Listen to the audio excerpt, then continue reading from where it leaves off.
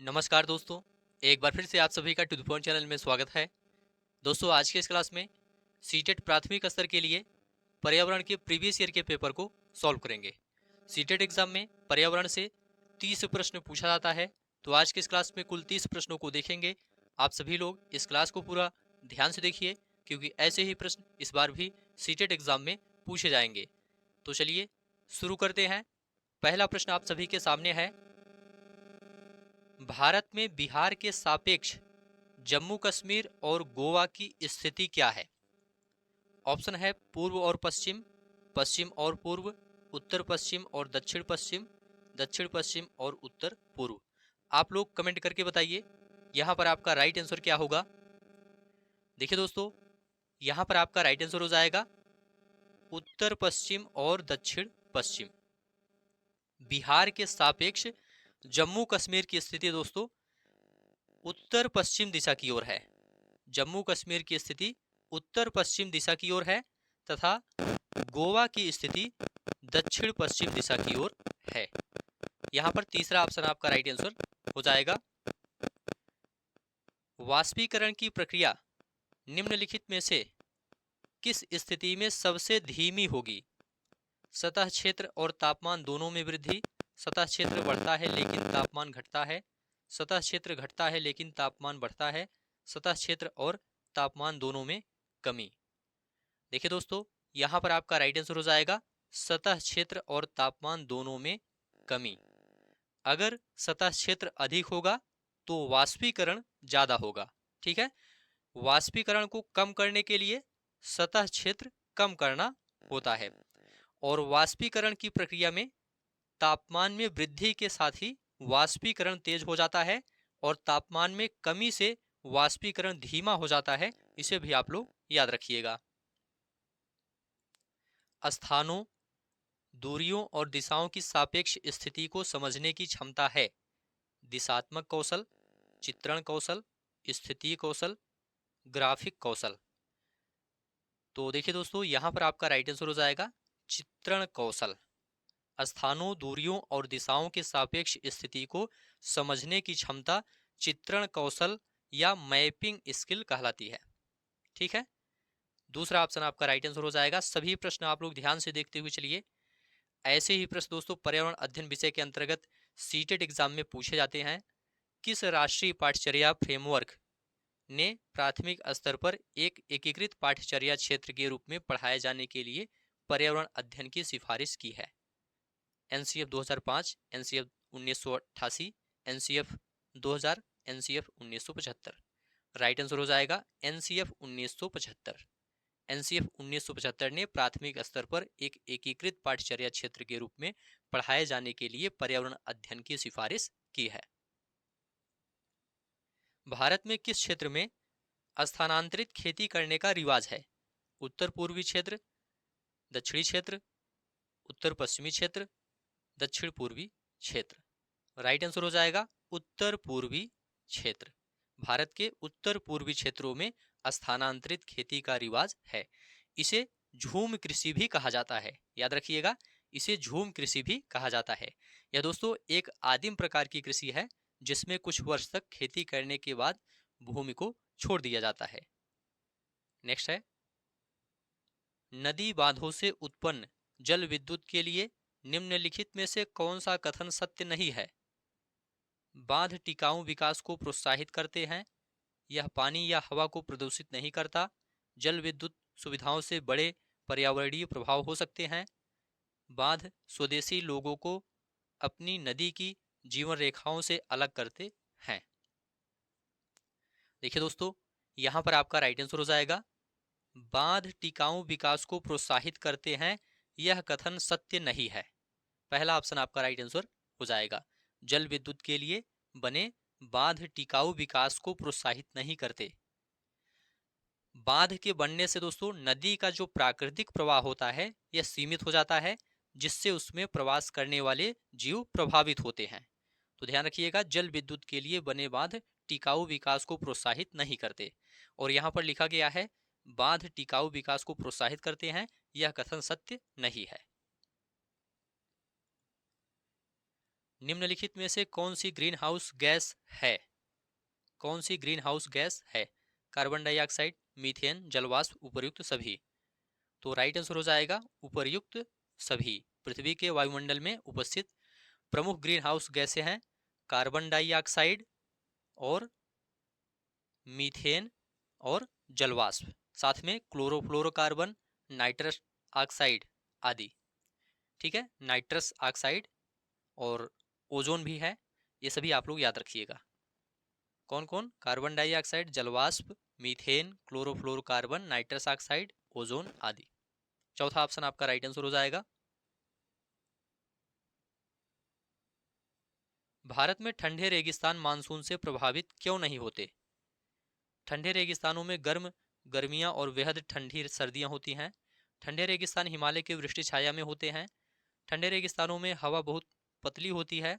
ठंडे रेगिस्तान बहुत ऊंचाई पर हैं। देखिए दोस्तों, यहाँ पर आपका राइट आंसर हो जाएगा ठंडे रेगिस्तान हिमालय की वृक्ष छाया में होते हैं।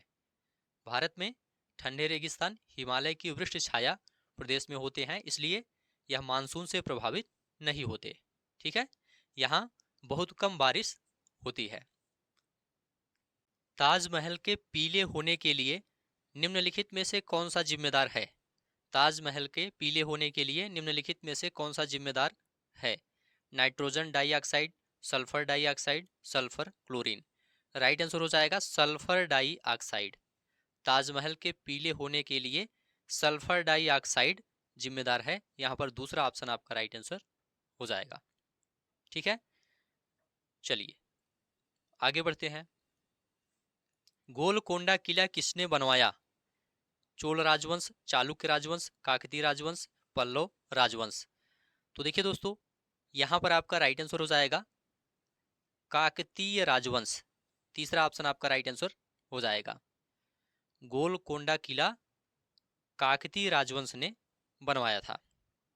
यहां पर तीसरा ऑप्शन आपका राइट आंसर हो जाएगा।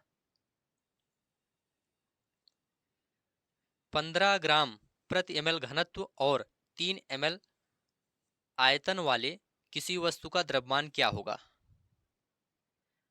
ऑप्शन आप सभी के सामने है, आप लोग बताइए। देखिए दोस्तों, घनत्व का सूत्र होता है, घनत्व का सूत्र होता है द्रव्यमान बटा आयतन।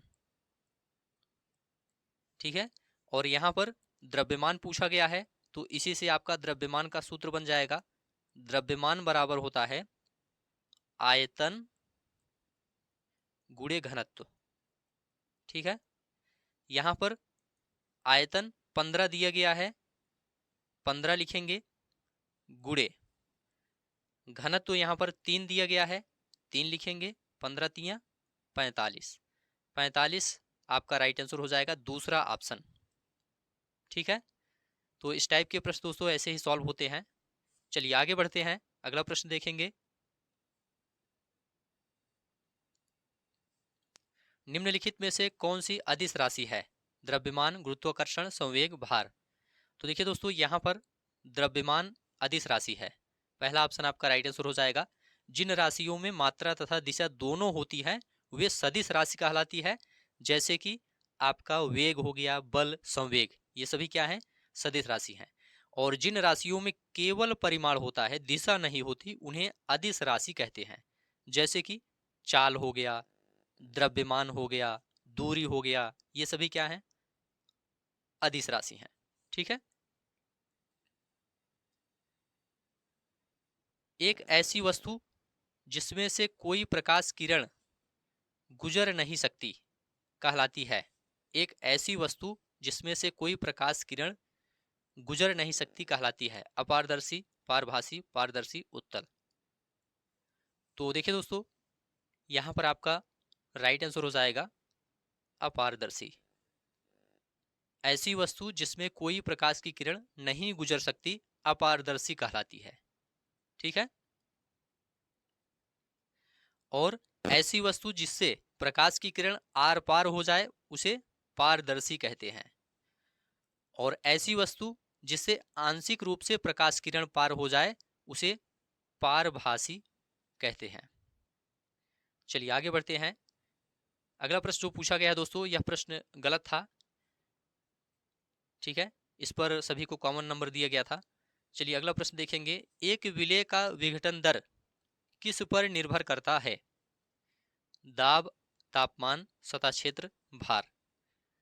तो देखिए दोस्तों, यहाँ पर आपका राइट आंसर हो जाएगा सतह क्षेत्र। किसी विलेय की विघटन दर उसके सतह क्षेत्र पर निर्भर करती है। तीसरा ऑप्शन आपका राइट आंसर हो जाएगा। सुषमा चाहती है कि उसके छात्रों को पेड़ों के संरक्षण के लिए संवेदनशील बनाया जाए। निम्नलिखित में से कौन सी ऐसा करने की सबसे उपयुक्त रणनीति है? कक्षा में बहस आयोजित करना, समूह चर्चा, पोस्टर बनाना, बच्चों को एक पौधे को अपनाने और पोषित करने में मदद करना। तो राइट आंसर हो जाएगा बच्चों को एक पौधे को अपनाने और पोषित करने में मदद करना।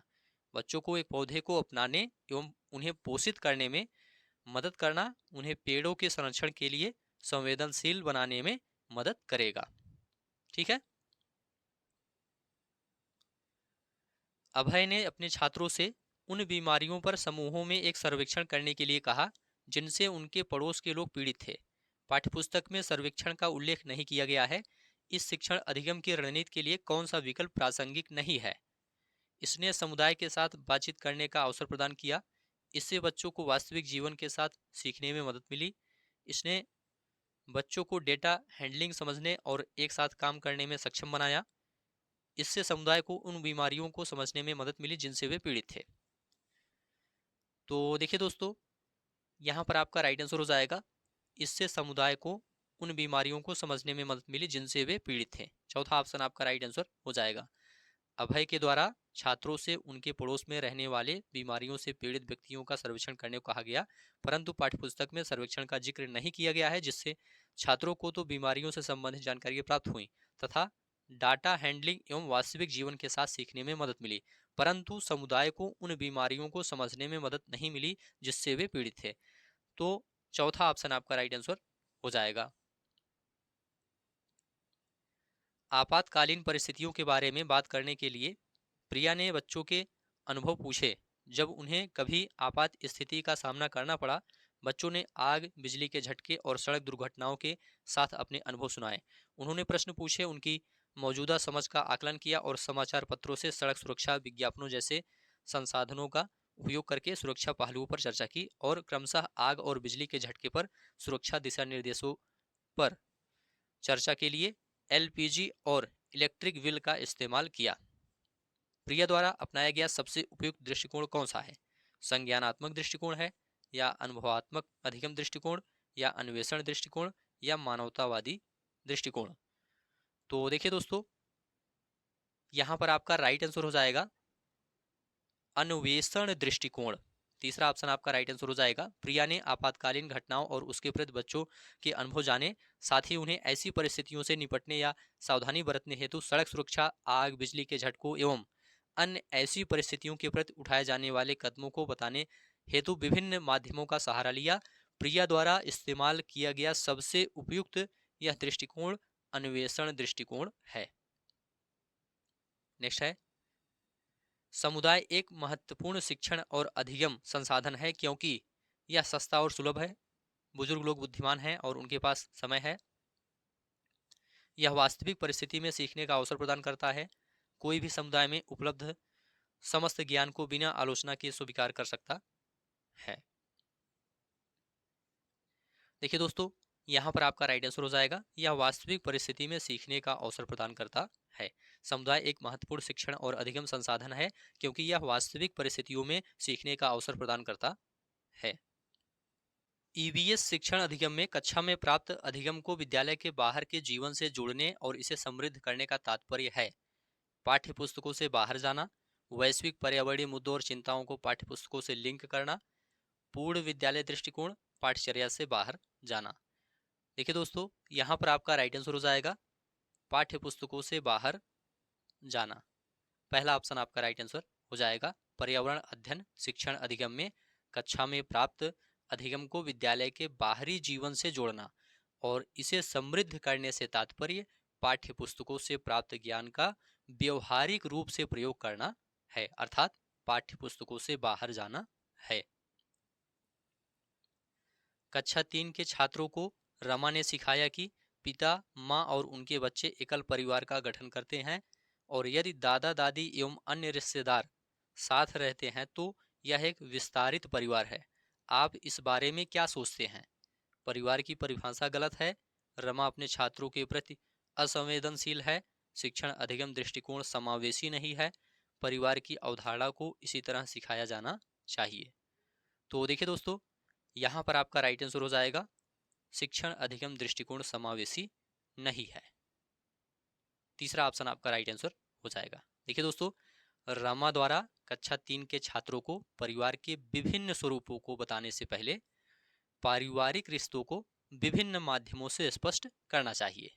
इसके बाद ही छात्रों को परिवार के स्वरूप के बारे में बताना चाहिए, जिससे सभी प्रकार के बच्चे आसानी से समझ सकें, जो कि यहाँ पर रमा द्वारा नहीं किया गया है।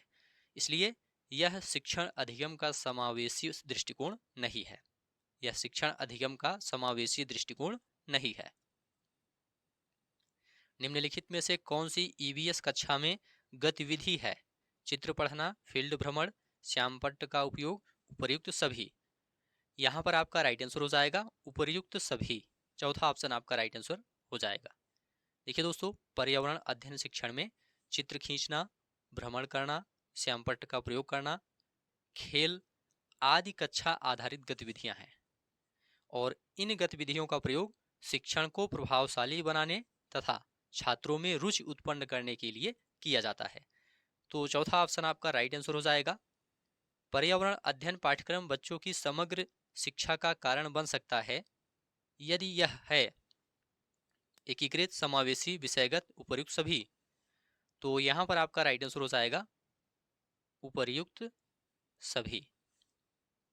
पर्यावरण अध्ययन पाठ्यक्रम बच्चों की समग्र शिक्षा का कारण बन सकता है यदि यह एकीकृत, समावेशी तथा विषयगत हो, क्योंकि पर्यावरण अध्ययन छात्रों को जटिल पर्यावरणीय मुद्दों पर समझ विकसित करने में मदद करता है। साथ ही आर्थिक, राजनीतिक, सामाजिक, वैज्ञानिक इन सभी विषयों के संदर्भ में पूरक का कार्य भी करता है। तो चौथा ऑप्शन आपका राइट आंसर हो जाएगा।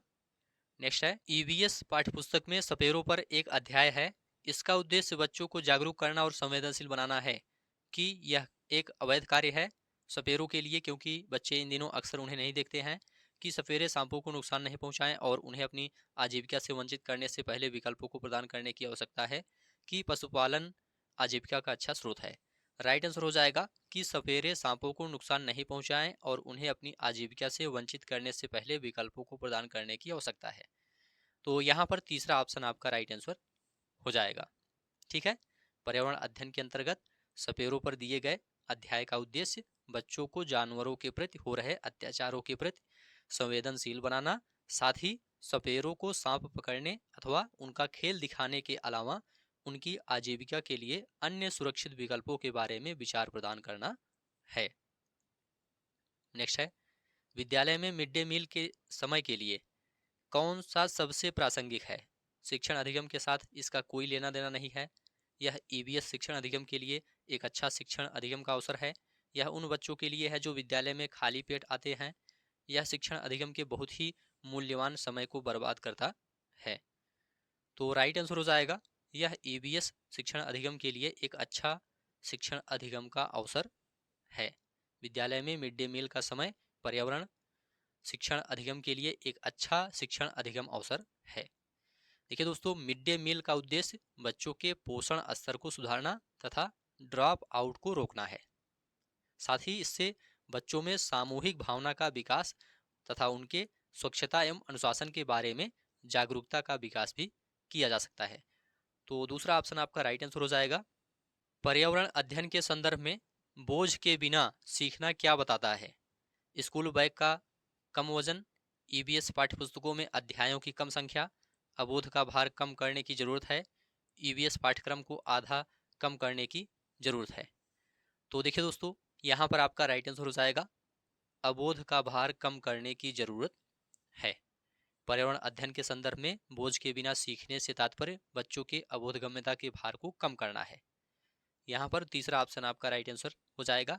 ईवीएस कक्षा में समूह में सीखने का उद्देश्य है लड़के और लड़कियां अलग अलग सीख सकते हैं, कम और उच्च प्रदर्शन करने वाले छात्रों को अलग करना और उपचारात्मक शिक्षण देना, सहयोग के मूल्यों को लागू करने और एक साथ काम करने के लिए प्रत्येक बच्चे को सक्रिय रूप से भाग लेने और सीखने में सक्षम बनाना, छात्रों को आसानी से प्रबंधित करना और वर्कलोड को कम करना।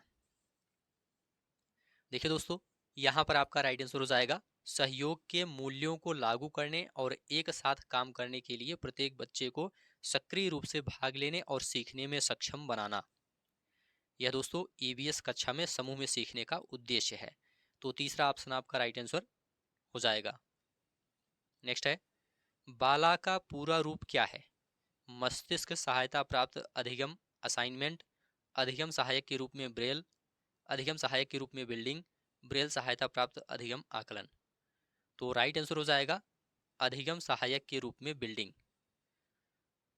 बाला बिल्डिंग एज लर्निंग एड का संक्षिप्त रूप है। ठीक है, इसे हिंदी में अधिगम सहायक के रूप में बिल्डिंग कहा जाता है और इंग्लिश में बिल्डिंग एज लर्निंग एड कहा जाता है। यहां पर तीसरा ऑप्शन आपका राइट आंसर हो जाएगा। चलिए आगे बढ़ते हैं। वैकल्पिक ढांचे का क्या अर्थ है? विभिन्न भौतिक घटनाओं का पाठ्यपुस्तक स्पष्टीकरण, विचार जो अवधारणाओं के औपचारिक रूप से स्वीकृत स्पष्टीकरण से अलग हैं, वर्तमान में वैज्ञानिकों और सामाजिक वैज्ञानिकों द्वारा आयोजित विचार, सभी विचार जो दृढ़ता में से बच्चों द्वारा अर्जित किए जाते हैं। तो यहाँ पर आपका राइट आंसर हो जाएगा विचार जो अवधारणाओं के औपचारिक रूप से स्वीकृत स्पष्टीकरण से अलग है। दूसरा ऑप्शन आपका राइट आंसर हो जाएगा। वैकल्पिक फ्रेमवर्क का अर्थ वे विचार हैं जो अवधारणाओं के औपचारिक रूप से स्वीकृत स्पष्टीकरण से अलग हैं।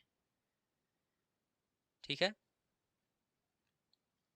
यहाँ पर दूसरा ऑप्शन आपका राइट आंसर हो जाएगा।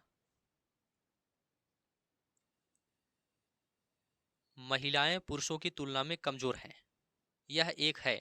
महिलाएं पुरुषों की तुलना में कमजोर हैं, यह एक है मिथक, वैज्ञानिक तथ्य, रूढ़िबद्ध धारणा, अंधविश्वास। देखिए दोस्तों, यहाँ पर आपका राइट आंसर हो जाएगा रूढ़िबद्ध धारणा। रूढ़िबद्ध धारणा तीसरा ऑप्शन आपका राइट आंसर हो जाएगा। महिलाएं पुरुषों की तुलना में कमजोर होती हैं, यह एक रूढ़िबद्ध धारणा है। तीसरा ऑप्शन आपका राइट आंसर हो जाएगा। तो ठीक है दोस्तों, आज की इस क्लास को अब यहीं पर समाप्त करते हैं। आप लोग कमेंट करके बताइए 30 प्रश्नों में आपका कितना स्कोर सही हुआ है। उम्मीद है यह क्लास आपको अच्छा लगा है। अच्छा लगा है तो चैनल को सब्सक्राइब कीजिए, दोस्तों शेयर कीजिए और कमेंट में लिखकर जरूर बताइए।